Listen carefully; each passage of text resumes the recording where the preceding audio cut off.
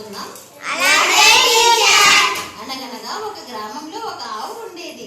అది చాలా సంతోషంగా తన బిడ్డతో ఉంటూ రోజు ఆడుకుంటూ సరదాగా గడపడమే కాకుండా తన తోటి వారితో మంచి చెడు పంచుకుంటూ ఎప్పుడు అబద్ధం ఆడక సత్యాన్నే పలుకుచు నిజాయితీగా జీవిస్తూ ఉంటుంది.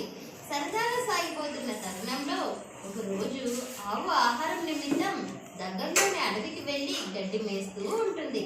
ఇంతలో ప్రక్కనే ఉన్న గుహలోని పులి గాంధిస్తూ ఆవును చూస్తుంది.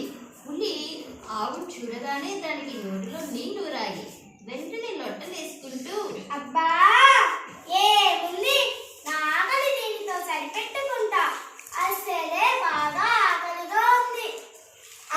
పులిరాజా, ఒక్క నిమిషం ఆగు, నా మనవి ఆలకించు. నీకు ఆకలి ఎక్కువగా ఉందని తెలుసు. నీవు ఎవరి మాట వినవని, నేను నీకు ఆహారం అయిపోతానని, నాకు ఇదే చివరి రోజని కూడా తెలుసు.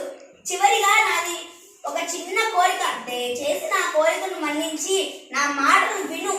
ఆకలితో ఉన్న ఆవు మాటలు విన్న పులి, నాకు చాలా ఆకలిగా ఉంది, నిన్ను తినకుండా ఉండలేను. ఈ సమయంలో మాట అనవసరం. సరే, నాకు ఆకలిగా ఉంది, చెప్పు. చెప్పిన తరువాత నీవు నాకు ఆహారం కావాల్సిందే. ఒక్కసారి నా మాటలు విను. విన్న తర్వాత నీ ఇష్టం. సరే, చెప్పు.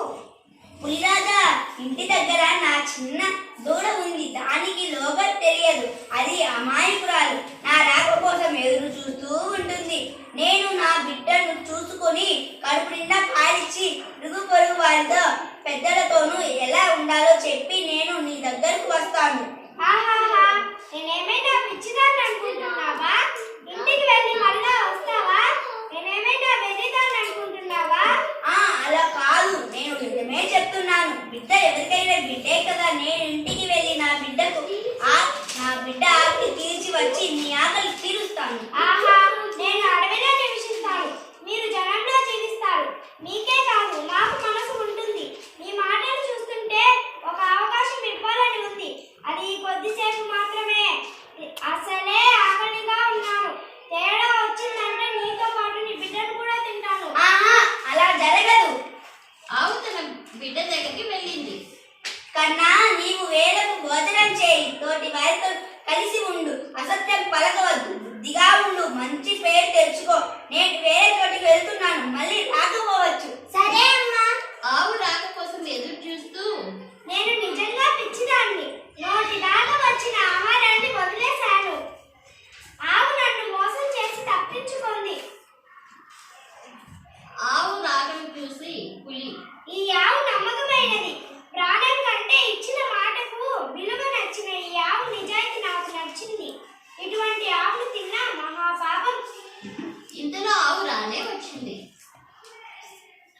నీవు ఇచ్చిన మాట కోసం ప్రాణాలనే లెక్క చేయి. నీ త్యాగం గొప్పది. ఇలాంటి దృశ్యాన్ని నేనెప్పుడూ చూడలేదు. నీ రాకతో నా ఆకలి పోయింది. నిన్ను తిన్నా మహాపాపమే. నీ ఇష్టం పులిరాజా.